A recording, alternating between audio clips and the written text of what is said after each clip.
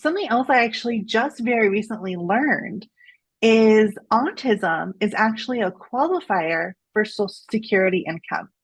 Who I need to be.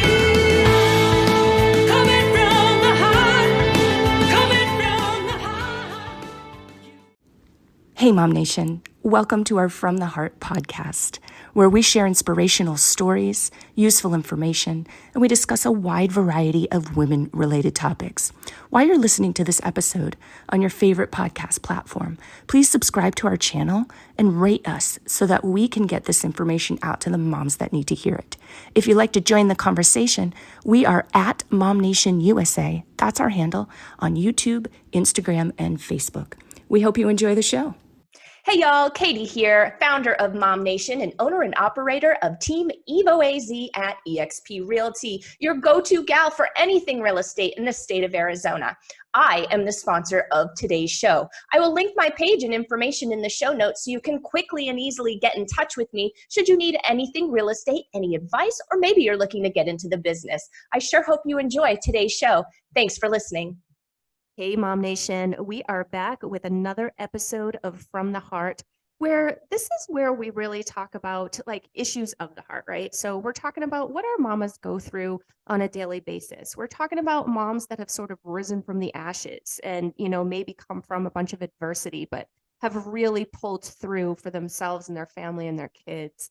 It's really just matters of the heart that we discuss here on this podcast. So thank you so much for being with us today, everybody. We love that we are growing. Hello to the UK, because I know that we have listeners, we have followers out in the UK. Hello, guys. Thank you so much for being a part of MOMnation, even though you are across the pond. We appreciate you. And before I introduce our guest for today, which I'm really excited about because she's a returning guest, guys. She's super cute and bubbly. I absolutely loved her story the last time we talked about, she has two sons with special needs. And we talked about one of her sons in particular is in a wheelchair. I will actually link that show to the show notes here so that you can check out part 1 with Illyssa if you'd like to. It's an awesome episode. And we really talk through a lot of the challenges that she faces with her one son that is in a wheelchair and kind of the challenges that he faces as well. And he was so super cute because he ended up popping his head in on the show. Right? I remember that? It was perfectly timed. It was wonderful. But before we get into that and we jump in with Illyssa, we're going to talk about autism, guys. I know that a lot of our mamas out there deal with it. Maybe they are on the spectrum themselves, or they have a child that is on the spectrum at some point. There's a lot of stuff that you go through when you are working with, the state resources, school resources, things like that. And so we're going to talk through all of that for you guys today. But before we get started, I just want to do a really quick shout out for a good friend of mine, Illyssa. She's amazing. If you don't know her, her name is Erica Romero, and her husband own Top Notch Landscaping. They're based here in the Phoenix area. And what I super love about this company is they are family owned. So it's husband and wife. They grew the business from like nothing. And it's the cutest thing. They've got the sweetest little family. They got 3 kiddos, and I just love what they do. They're so stinking helpful. I can tell you so many stories of John coming out to rescue me. Like it's happened a couple of times. Yes, there are landscaping emergencies in some cases. And he has dropped everything to come out and help me. And from the bottom of my heart, I could not be more appreciative of this family-owned business. So check them out, Top Notch Landscaping. They're absolutely amazing. They specialize in landscape renovations, tree care, irrigation services, and one-time cleanups. So check them out, topnotchlandscapingllc.com. Do you know who they are, Illyssa? No, I was going to say that's actually really good to know. I'm looking out my office window and my front yard is all rocks and weeds right now. So I need that. Like, thank you. That's all. I'm going to write that down. Like, that's good. Yeah, no, you're welcome. And I actually, if you're a first time customer of theirs, I have a coupon. So after the show, hook up with me. I've got a little coupon for you for a percentage off of their services. They're so sweet. They give that to our members. So pretty awesome stuff. Love that. Yeah. So Miss Illyssa, Miss Baker Extraordinaire, Yes. How are you today? Doing good. I actually was at a bounce house event earlier this morning and it was in the rain. It's freezing cold. I had to help, like we said, my kiddo in the first episode in a wheelchair. I was helping him through all of these like bounce house obstacle courses. And oh my goodness, I am feeling it now. They're made for children for a reason, huh, Mama? Yes. Oh my goodness. Like doing an army crawl through a bounce house. Like I'm good. I will let the kids do that. No kidding. You did it once, been there, done that, never need to do it again, right? 100%. Had that experience. That ship has sailed. Yep. Awesome. Well, thank you so much for being with us again today, Illyssa. I see that your baking business is growing. I see all of these Yeah. ingredients behind you. Tell us real quick about it because it's so stinking exciting because it's special what you do. So tell us why it's special. Yeah, so last time I was on, I may have had a BiPAP machine behind me. I can't quite remember, but I definitely had medical supplies. And that's for the kiddo in the wheelchair, Carson. And so what I do is I bake cupcakes, cookies, brownies, things like that, primarily cupcakes for Carson. So we call it Kitten's Cupcakes because Kitten is my nickname. But I do Kitten's Cupcakes, and all of the profits go towards Carson's charity. So it's not a percentage of it. Like a lot of places, like, oh, 10% goes towards, the humane, and like those are great. Like, don't get me wrong, those are great things. But this is literally all the profit goes towards him. And I've been doing First Fridays out at Roosevelt Row lately. I'm going to be at Made with Love next month. It's gotten really big and really exciting. Oh, I'm so excited for you. And it's such a great reason to get out and bake and get out and network with people and do your thing. And all the while you're helping out your kiddo and the charity that you single-handedly formed for him. And it is a 501(c), so it's not like I'm just out there like, randomly doing this. Like it actually is all legal and all good. Oh my gosh, I love it. I love it. The many, many layers of Illyssa. So let's hop into it. So you corrected me before we hopped on the show. I said this is kiddo number 2 we're talking about, but it's not. We talked about kiddo number 2 last time, which was Carson. This is kiddo number 1. Why don't you jump right into it? Tell us all about when he came along. So Jackson came along. So I didn't really share about this before, but I actually had quite a few miscarriages before I had Mr. Jackson. So I have had a total of 7 pregnancies and only 2 kiddos. Wow. Yeah. And so it was back a little bit more when miscarriages weren't talked about as much. I love that we as a society have come so far, and now it's like, hey, I miscarried. It's hard. It's a struggle, but this is what I'm going through. Yeah. But so Jackson was perfectly normal pregnancy. Everything was great. He was born in March of 2014. And I always like to tell people that Jackson was my ease into parenthood. He didn't cry a lot, didn't talk a lot, if I set him down, he was good. Like I set him down with some toys, walked away. He's right as rain, like totally kosher.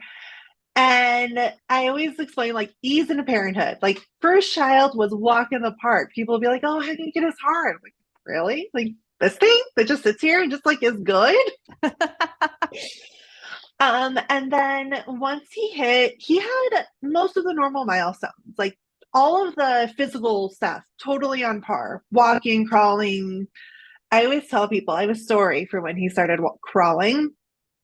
He was 9 months old because it was Christmas. My husband was determined to have a baby that crawled at Christmas. And so he would constantly pick him up and like put him on all fours so that way he could crawl. And to this day, I blame my husband. I was like, I could have had a baby that was stationary for so much longer if you had not done that to me. So it's all his fault. That's cute. So he crawled. He crawled at Christmas. Aww. But all the physical milestones, totally met those. He had a few words here and there, like, the mama, the dada, football. Yes, football was one of them. I love it. Ice, yes. Like he had some basic words. And then around, I think it's 1.5, 2 is when their vocabulary really starts to ramp up. Yep. And it just didn't. He kind of stayed with his select few words, and that was it. And then it was kind of the realization of, yeah, he doesn't like to play with other kids. He likes to do his own thing. He doesn't like being touched. He doesn't like hugs. And I remember I used to be able to count when the last time I got hugged. Like it would be like, oh, like it's Tuesday. I think I got a hug on last Thursday. Like he just wasn't that physical touch kid. Mm-hmm. And it was okay, I think we're looking at autism. Like we had some markers. Like it wasn't just he doesn't like to be touched because Right. I don't like hugs from people I don't know. Yeah, yeah, yeah. Like not everyone's touchy-feely, which is great. Um, it was he gets really excited, he starts to hand flap. He likes to toe walk. He doesn't really talk. He doesn't want to look you in the eyes. You know, a lot of those kind of really stereotypical markers that you kind of look at when you say someone has autism. And now, was this the pediatrician that kind of mentioned this to you, or was this something you discovered on your own just from, watching him? This was something I discovered on my own, actually. When I brought it to our pediatrician, I actually got kickback from our pediatrician. He was like, yeah, it might be, but you don't want to get him diagnosed. And I was like, but if we're seeing that, his big pushback was it's on insurance, it's on his medical records forever. But Oh. wouldn't he then be eligible for certain resources with a proper diagnosis?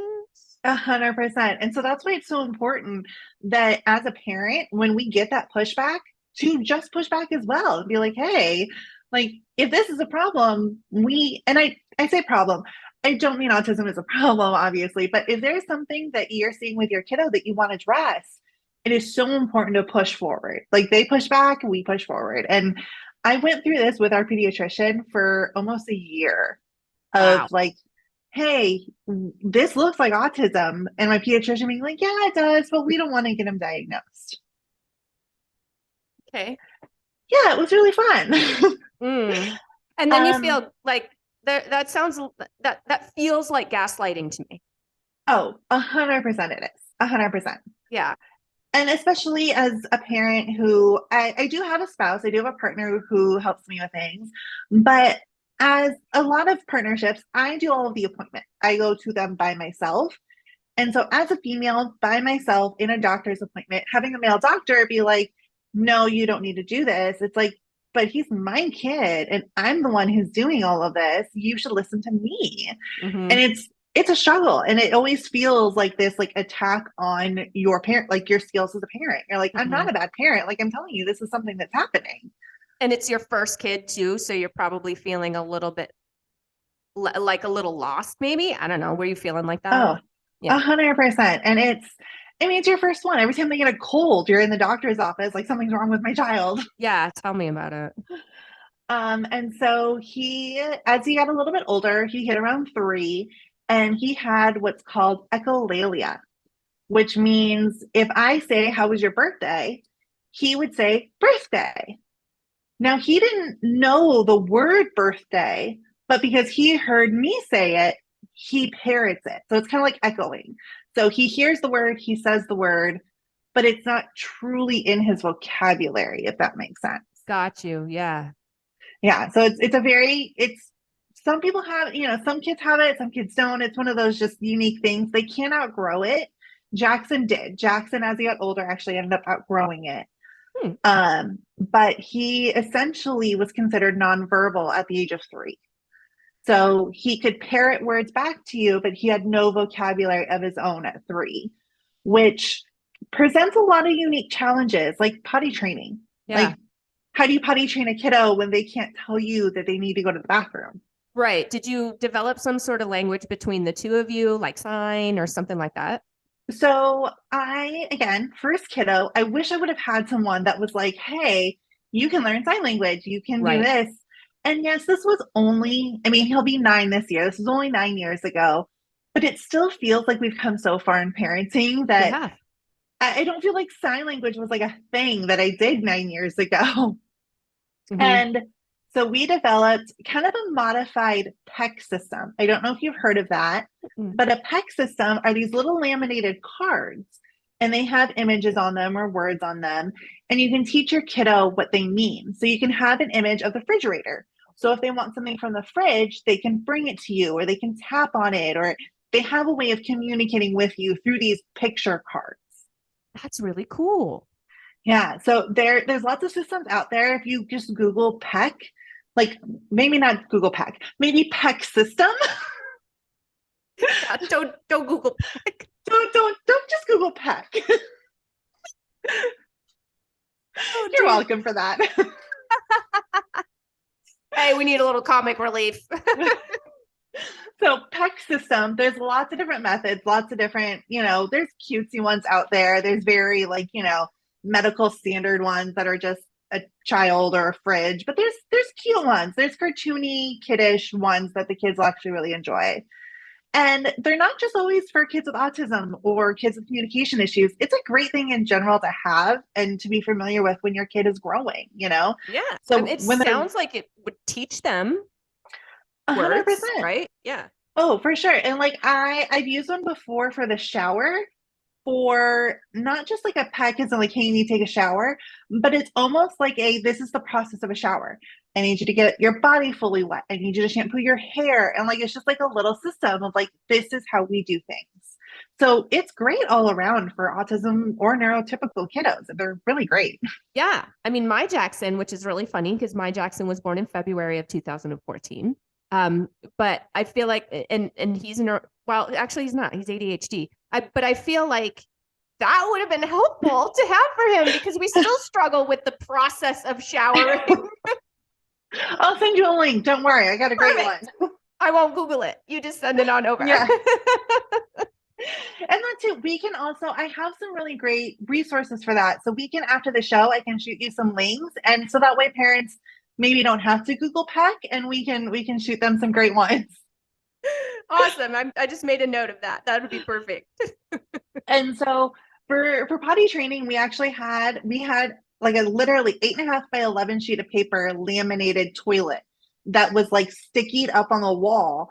And for a while, it was you have to go to the bathroom. Even as adults, we would walk by and touch it to be like, bathroom. We'd say it, we'd touch it, and then we'd go to the bathroom. And he eventually learned that, oh, if I need to go to the bathroom, I can touch this piece of paper with the picture, and that means I need to go. Sounds like a good system to me. I mean, it worked. We eventually got him potty trained, and that's a struggle with some parents. Potty training for autistic children is really difficult sometimes because they can't communicate those needs. And it's also really hard to explain to children the process of going to the bathroom. Mm-hmm. You don't realize that. You're like, that is really difficult to try and explain. You get a feeling and then you have to go. Right. It is hard to explain. And that feeling is hard to explain too. Yeah. So we got through 3, we got through potty training, and we got to about 3.5, which is when kiddos can start in not AZIP, because we talked about that last time. That's for kiddos under 3, but they can go to developmental preschool for free. Mm-hmm. So what you can do is when your kiddo is over the age of 3, I want to say you might be even able to start at 2 years and 9 months applying for early intervention. Wow, not early intervention, developmental preschool. So you can start that process for developmental preschool, and they actually screen your kiddos. Now, I will say, if you have a child with autism and you go in and get this screening, they have what they call a school diagnosis, which means they are going to look at your kiddo in their capacity for school. They're not looking for day-to-day criteria. They just want to know school. If your kiddo is a runner at home, you have to hold their hand across the street, they're like, I'm out, safety doesn't matter. Mm-hmm. The school doesn't care because to them, that's not for education. That's a home issue. That's not school issue. And so you'll run into that where you go into these meetings for what's called an IEP, which is an individualized education plan. And they write all of these goals and all of these statements about your kiddo. And you have to really push back on things. And you have to make sure that they're realizing, let's say they consider putting on a jacket a home issue. And you're like, well, at school, my child needs to wear a jacket. You need to make sure that the school includes that because, yeah, that's a life skill, but it's a life skill you got to practice at school as well. Well, right. Yeah. I mean, we don't want him totally freezing when he's at school. So take me from, so you realized there was something going on. You talked to your pediatrician. He gave you pushback. You ended up getting a diagnosis anyway. And then you bring that diagnosis to school, and that's when the IEP conversation comes in.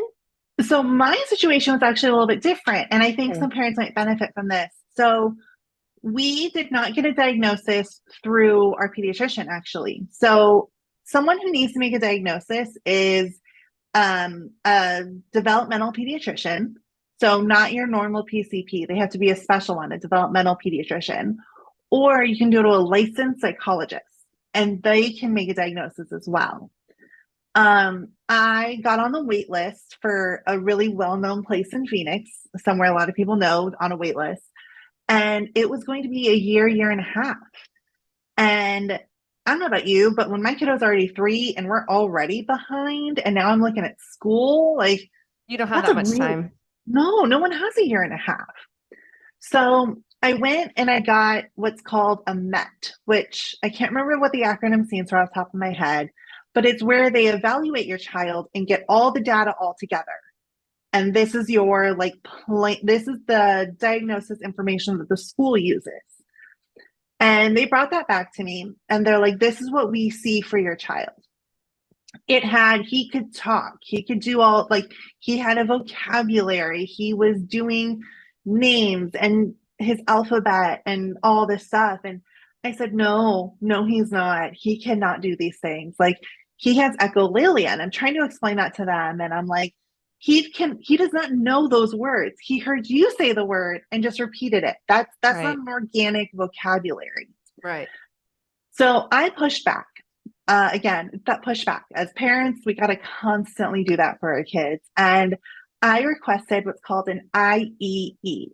Now, an IEE stands for Independent Evaluation something. There's another E in there. I don't know what it is, but it's independent evaluation. Maybe it's education evaluation. I don't know. Something like that. Maybe. But the important keyword is independent, which means that the school will actually pay for you to go to a psychologist and get another evaluation done. Oh, wow. Yes. And you have to be very firm about this. If you go and you meet with them and they give you the stack of papers and says, this is what we see with your kid, you 100% have every right to say, no, I do not agree with this. I want an independent evaluation done. And the school timelines are really important. Schools have, I believe, 90 days to comply with your request.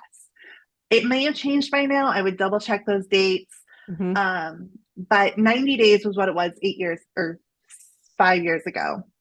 And so they have 90 days to comply with that, which means within those 90 days, I have to be in contact with a new person to get that scheduled. I don't necessarily have to be scheduled within those 90 days, but the school better get their butt in gear to get the referral done. Gotcha. And those dates are so important to know because the school is going to drag their feet. They're going to say, oh, it's the summer. We can't do it over the summer. No, that's not true. If you have it in writing, so paper trails, so important. Don't just call, email, and say, no, on this date, I requested the IEE, which means you have 90 days from the date I requested. It's now date whatever. And it's not 90 business days. This is not federal government. It's 90 days. So I went and got that done. And the independent evaluation at a licensed psychologist was where I got my diagnosis. Ah, okay. Yes. And so when you come back to the school, then you have that diagnosis on hand and it makes it a lot easier to fight. Having the diagnosis makes such a difference. Oh, yeah. And a word of caution as well, that when your kid is not in kindergarten, so they're in preschool, it actually won't say autism on their IEP.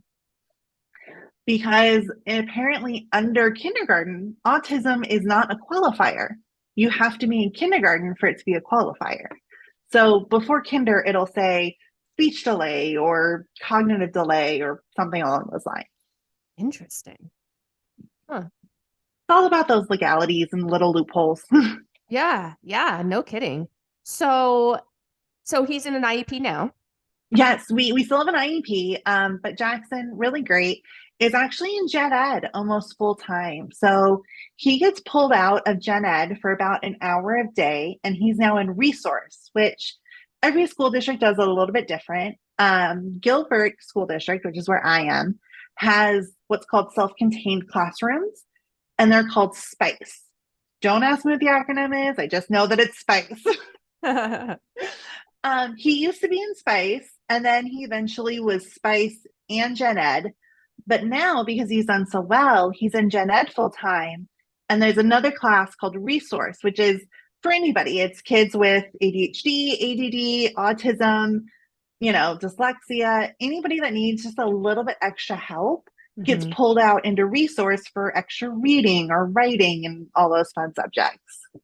So he has excelled quite a bit then since you first put him in school. He has. So there's a lot of little things that have helped along the way. And one of those is that once I had that diagnosis in hand, we applied for DDD, which is Department of Developmental Disabilities. And we also applied for ALTCS, which is Arizona Long-Term Care Cost Containment System.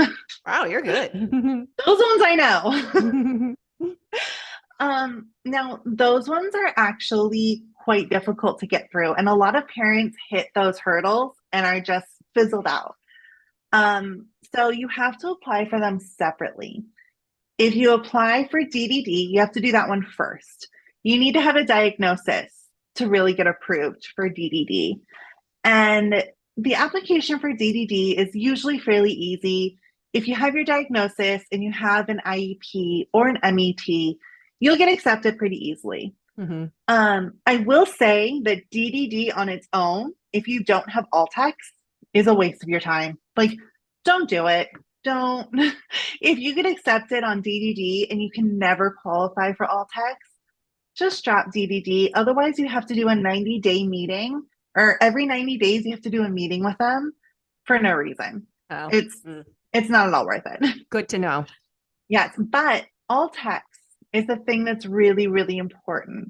So ALTCS is really difficult. A lot of parents really struggle getting accepted through ALTCS. I've been through it twice. I know what it's like. Here's the really hard thing is you have to go through it as if it's your kiddo's worst day in the entire world. Mm. You cannot say it's sunshine and rainbows. You cannot be like, yeah, they're talking. Yeah, they're walking. Yeah, if your kiddo struggles in any way, how I was told and how I kind of present it to other parents is look at it as your kid's worst day and that you're not there to help them. Like if your Good point. kiddo, if your kiddo's at a stranger's house on a really terrible day, can they open a fruit cup? Can they walk up the stairs? Can they ask to go to the bathroom? Like, think about those kind of things. Like the very worst day, and you're not there to help them because Yeah. like as a parent, like if your kid is struggling with something, you're like, I got this, no problem. Or as parent, you can prompt them along to do those Right. things. Well, and we have routines and we have like a special, like I can tell you what's wrong with my kid without him even telling me. You know what I mean? So Yes. we just have that sense. So it's understandable. Yeah. And I'm sure, like I did for Jackson, it was like, okay, breakfast is at this time, then we do play, then we have a snack, then we have lunch. And it's like, does your kid do well in routine? You're like, absolutely. But if you're not there to help with that routine and get it going, your kid's like, I'm out. No way, I'm done. And then they don't have their routine. And so that becomes a bad day for them. Exactly. And so with ALTCS, what I always recommend, and this was recommended to me and I followed this, is don't have your kiddo with you for your interview because you do not want to talk negatively about your child in front of your child. Yeah. So what was recommended to me is you have to have your kiddo there to ALTCS to see that you have a child. They need to be able to physically see, like, yes, Jackson's a real person. This is not a figment of your imagination. We can proceed.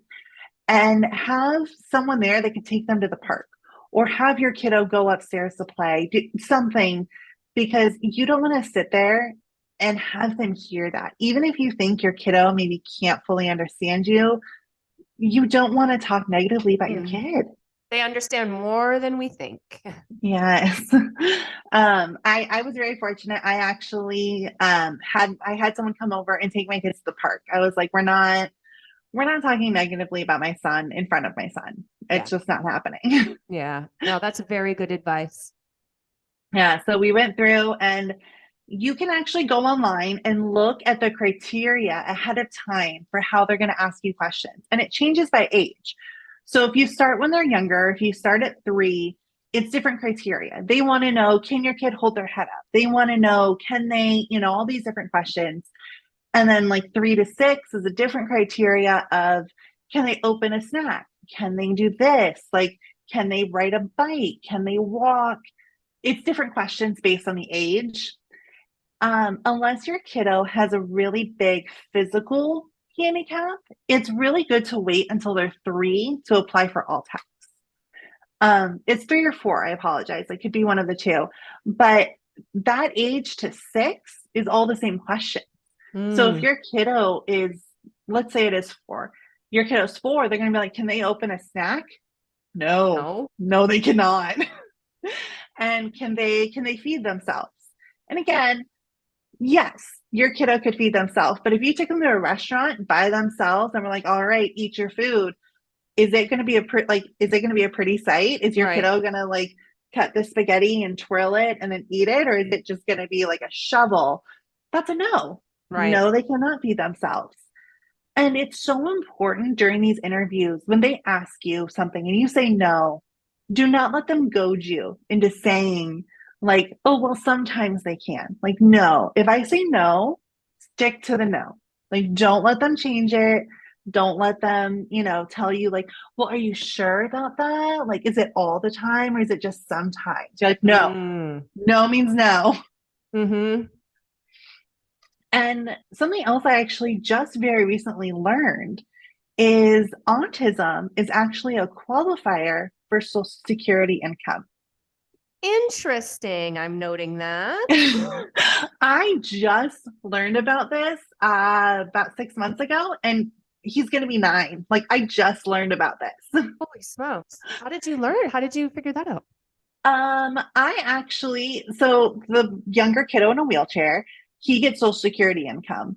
Pretty easy. The great thing I love about Social Security, when you apply, there is typically a 3 to 6 month waiting period to see if anything changes. And I went, he's in a wheelchair. Like, Not going to change. Like, he's not going to get up and walk tomorrow. Like, it's pretty set. Yeah. The waiting period is typically for people who have like short-term work disability or, Gotcha. break a leg and you're going to get better. Right. But I'm like, maybe we rethink this policy. Yeah. No kidding. But after a while, you have to call in once a year to kind of reevaluate to make sure you're still eligible for Social Security, because there are criteria that you have to meet for Social Security income for a child.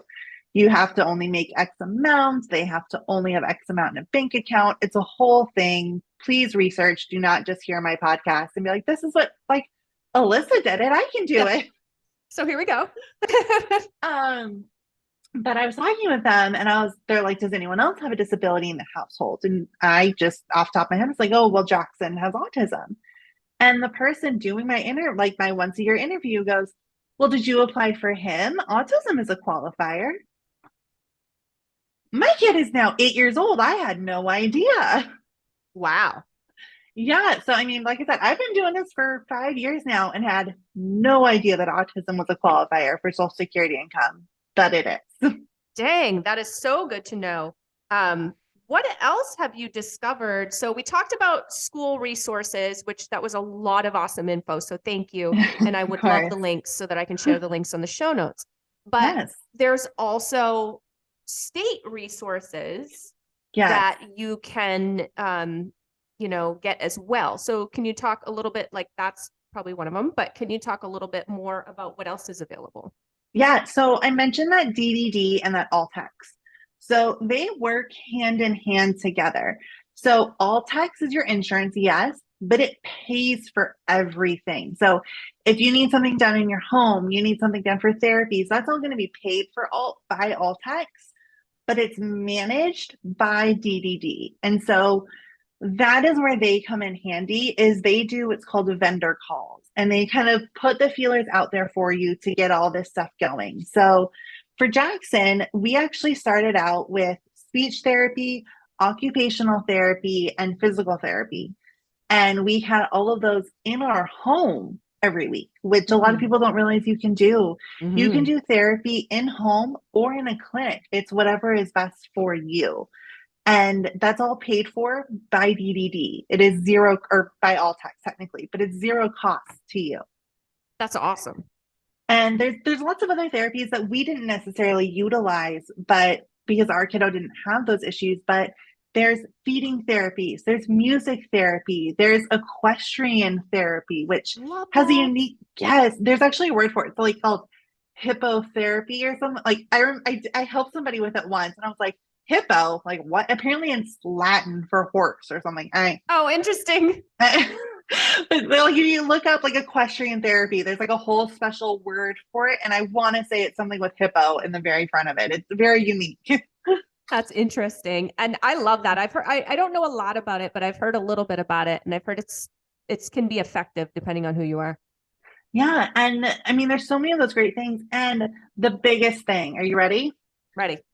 There is something called respite care, which is a state-funded babysitter. What? Yes. So that means I have someone who comes to my house every week like clockwork, who watches my children, paid for by the state so I can have a break. Wow. Because we need them. Like, Yeah. I mean, being a mom is tough enough and having the family and, if you work and all of the other things that we need to deal with, school. Like, I need an assistant just to take care of this stuff we have to deal with for school. You know what I'm Yep. saying? But then having a special needs child on top of that, I can totally attest. Like, it's a lot. There's more there. Yeah. So you And definitely this, need that break. yeah, and the state has recognized that. The state is like, parents are going to get burnt out. Like, we're juggling so much as it is. Like, a respite worker, just a break for a parent. Now, you can't use it for work. I can't be like, hey, can you watch my kid while I do an 8-hour shift? Like, that's not what it's for. It is only for you to have a break. And that genuinely is what it is. And there's hours involved. Like, you have to talk to your caseworker and get certain amounts of hours. You can actually get up to 600 hours a year, though, which is Wow. huge. It averages out to about 11 hours a week. And it's amazing. Like, Yeah. I literally have someone here every Friday night watching my kiddos. So my husband and I can have a break and like go do something. Oh, that's so nice. You can go grab dinner or grab a movie or something like that.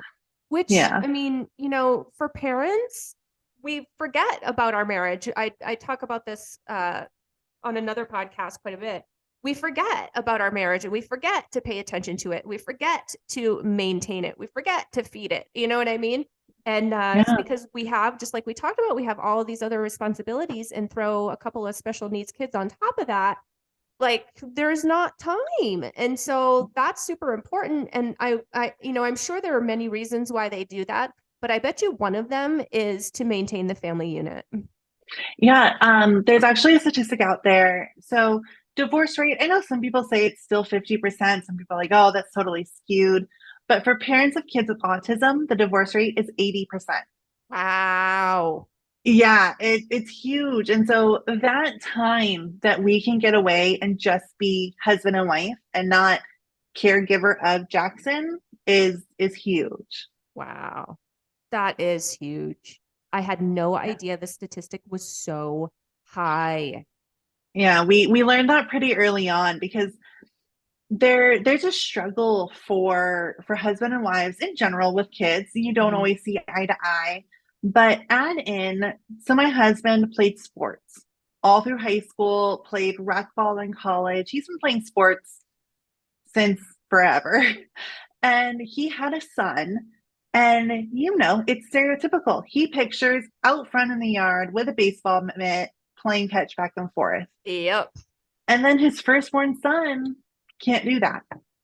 He cannot play catch outside. I mean, granted, now that he's older, he's gotten more athletic, but not everyone has that journey. Some people are never going to be athletic. Right. And he really struggled with that. He struggled with having a firstborn son that wasn't an athletic, all American Joe kiddo. Like he Mhm. struggled with that. And that was really hard and took a long time for him to, like, really, for lack of a better word, grieve that, like Yeah.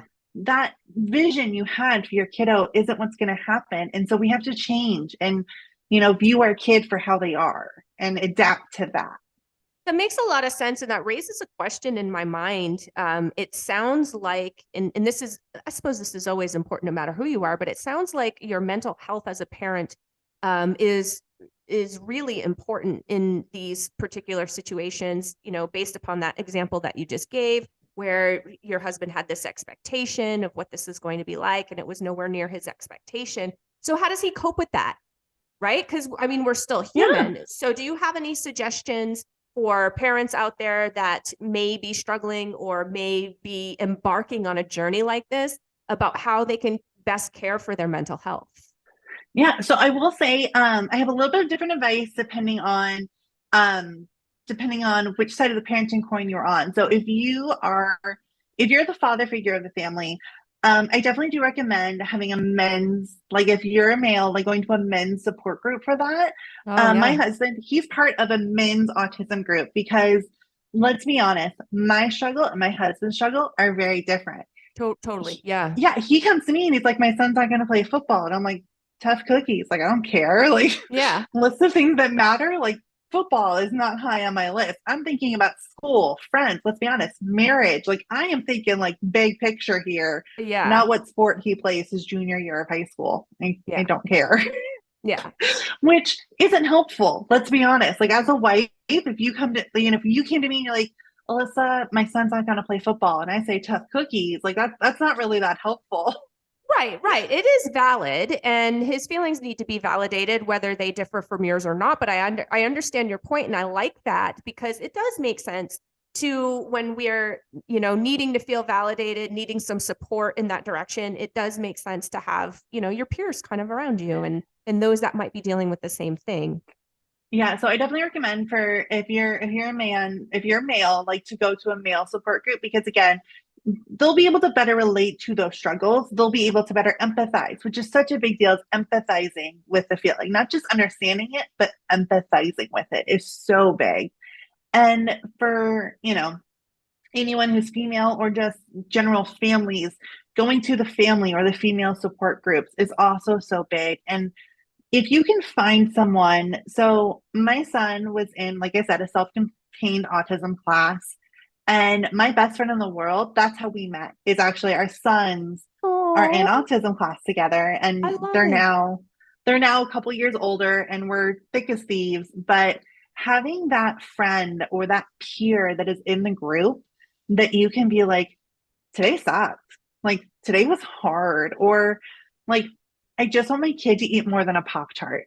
Like a lot of kids with autism struggle with food and textures or eating. And you're like, I just want to serve my kid a meal. Like I just want to make dinner and everyone eat it. I know every mom struggles with that, but those days where you're like, just eat something other than a chicken nugget. Eat Yeah. something other than that. Like you want to be able to go to another parent and be like, just want him to eat a food, like, and be upset. And that's valid. Like Mm-hmm. you're allowed and you're allowed to have sucky days. And I'm on antidepressants. Like I'm on Zoloft because dealing with two special needs kiddos and generalized anxiety, because who I am as a person, I worry about everything. I Mm-hmm. needed the extra help. Like I can stuff the emotions, but it's not healthy for anybody. It's not going to help you out now or in the long run. And that's really like I'm so proud of you for saying that because not a lot of people would be so forthcoming with that and be like, yo, I struggle. I need some help. You know what I mean? Because oftentimes, especially as moms, we have trouble with that too. And it's okay. It's okay for you, mama, to need some help too. Like you're human. Yes. 75 milligrams of Zoloft a day right here. Like I can tell Boom. you my Look at her dosage, my smile. scripts, like Like, you want to know, like, you need help? I got you. I love it. I love it. But it's true. And I feel like, over and over and over and over, we, especially as moms, we need that validation because there's just, society expects so much from us. And that sounds like so cliche at this point, but it's so true. Yes. And the fact that we're expected to do it on our own. And I like to tell people, so sometimes with autism, they like to say my kiddo's high functioning or that kiddo's low functioning, or they like to kind of linearize autism. Mm-hmm. And we need to change how we look at it, as autism is a spectrum. I've said it before. I think I may have said it last time, is you've met one kid with autism, you've met one kid with autism. That's it. They're so different. And so Yep. it's a spectrum. Like, it's a whole color wheel and everyone's everywhere. Like, you can't just say you've met a person with autism and this is how everyone is. Yeah. Like, everyone's struggle is so unique and so different. Like, I did in-home therapies. That might not work for everyone else because let's say they have 4 kids and you can't have someone in your home doing therapy. You need to do it in a clinic. And that's the great thing about having all these resources and knowing that you can do these things, Mm-hmm. is that you can make it work for you. Mm-hmm. That makes so much sense. And I think that that's also a really, really important point that I'm going to hang on here for a minute. Because what works for you, Illyssa, might not work for another mom and vice versa. And I think that it's important, moms out there listening, that you seek out different things or do things in different ways and like keep trying until you find what works for you and your family, right? Because and it's so hard for us, but like, don't beat yourself up through the process because we're not born knowing all of this stuff. And like you said, Illyssa, you get pushback from the time you say go, like from the time you say, hey, I'm noticing some things that probably aren't where they need to be at this point. Yeah. And you're getting pushback from everybody. Yeah. And something too, that you don't have to feel guilty if you get a provider or a therapist that doesn't work for you. We've had to fire a therapist before, and it was nothing they did wrong. Like, no one was hurt, no one was wrong, but it's like, what you're doing doesn't work for my kiddo. It doesn't work for us. So we're going to have to part ways. And it's not malicious. It's not mean. It's just simply like, I had one therapist who, her goal was to get Carson to walk upstairs, and she hounded that kind of over and over and over. And I'm like, listen, I understand that you think like my kid's going to walk up a flight of stairs someday, and that is great enthusiasm, but it's not happening. Like, he's not going to walk up a flight of stairs. So we need to readjust, and having the conversations of like, hey, let's readjust. And if the readjustment doesn't happen, having the strength to say, you're not the best fit for our family. And that's okay, because not everybody is for everybody. And it's not a failure.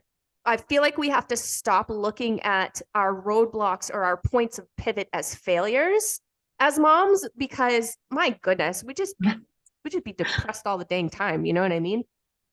Just because Up the Zoloft. Yeah. Not on Zoloft. Go over to Ilyssa's house, you'd be all set. But seriously, like I feel like we need to stop beating ourselves up about things that don't necessarily work out like we had planned. It's okay. That's just a sign to pivot, do something different. It's okay. Yeah. And it's also okay. My best friend tells me this. It's okay to sit in the suck. Like, if something sucks, it's okay to be there for a minute. Like, we can't let it linger. We can't have depressive episode where we're in a shell for a month. Right. But you know what? Take the day, cry it out, talk about how sucky it is, have a dare, like, eat all the chocolate in the house, like, resent the world, and then we pick ourselves back up. But it is okay to sit in the suck. I like that you said that, because I think a lot of times we feel like we can't feel that. We can't, we got to be, put on the Pollyanna smile kind of thing and just get through it. Where, like you mentioned before, if we continue to suppress those feelings that we feel, those fears that we have, all of that stuff, then it's just going to crop up in different ways later on. Like, we're not going to get rid of it. It's not going away. You want to know the best analogy for this? My best friend, again, the same one who says sit in the suck, we always talk about it as a dead body under the rug. You can sweep the dead body under the rug and you're going to be okay for a little bit. But guess what? After a bit, it's going to start to smell. Like you can only hide the dead body so long before stuff's going to start to creep out. Exactly. That is a great analogy because it's absolutely 100% true. I mean, just in dealing with therapy for the many years that I have, there's, and this I think is true for probably everybody, but there's still stuff that I have, even with all the work that I've done, that crops up from when I was a kid. Yep. And so you can't stuff the shit down and think that it's just going to disappear. It's not how it works. The dead body under the rug, it's eventually going to start to smell. Exactly. Exactly. Well, awesome, Illyssa. It's been so, oh my gosh. I feel like I could sit, like, we're just girlfriends. Like, I need a coffee and I could sit here and talk to you. So tell me about the rest of your life, Illyssa. Oh, she's got one. See? I got my family. To the table. I got just water. Boring. Oh my goodness. There are people that do these for water, and I'm like, what's that like? Like, yeah. What is that? I don't know. There's water and coffee. So you get your water 100%. intake. Yeah, exactly. Well, thank you so much. If any of our members out there want to get in touch, maybe they have questions, maybe they're just embarking on this journey and they're really lost and it's their first kiddo and they're scared. Is it okay if people reach out to you? Of course. And I actually know my handle this time. I remember what it is. Woo-hoo! So it's at Tussing Lady. So it's my last name, Tussing, Tussing, Lady. And 100% on Instagram, please reach out. Like, I'm here for you guys. Like, I'm here for the community. Please, like, let my pivot points be a warning to other people. Let me help teach you and guide you. Absolutely, because that's what it's all about, right? I mean, that's like my goal in life is let's have a community of people that are from all walks of life, that have all different experiences, that have different family lives. And let's jump in and let's help support each other, because I know that there's going to be somebody out there in that community, that greater community, whatever, that needs me and needs my support and that I can relate with. So why not pay it forward? So I love that. Yes. Thank you so much. You're the best. Of course. Aw, hope to have you again. For all of you out there that want to catch Ilyssa's first show, remember, I've got it linked in the show notes here. So check it out and you can hear all about Carson. If you want to check her out over at Kitten Cupcakes and get yourself some yummy, yummy baked goods, that does go to Carson's charity, which is oh so sweet and totally warms my heart. And I love that you've done that for him. And oh, these are such lucky boys that you have to have you as a mama. For those of you who want to check us out, maybe some of our previous episodes or our long list of playlists of all the shows we have over at MOMnation, hop on over to our YouTube channel. Check us out. Our handle is at MOMnation USA. If you are more of the audio version, you prefer the podcast style, and maybe you run a lot, drive a lot, that kind of thing, then on your favorite podcast platform, please do a search for MOMnation Talk Radio, and you can find us there as well. It works like a radio station. It's not like a regular podcast because we do things outside of the box over here, but all of our shows are pushed through that particular channel. So check us out, guys, and we hope to see you again, Illyssa. Of course. Thank you. Bye. Bye.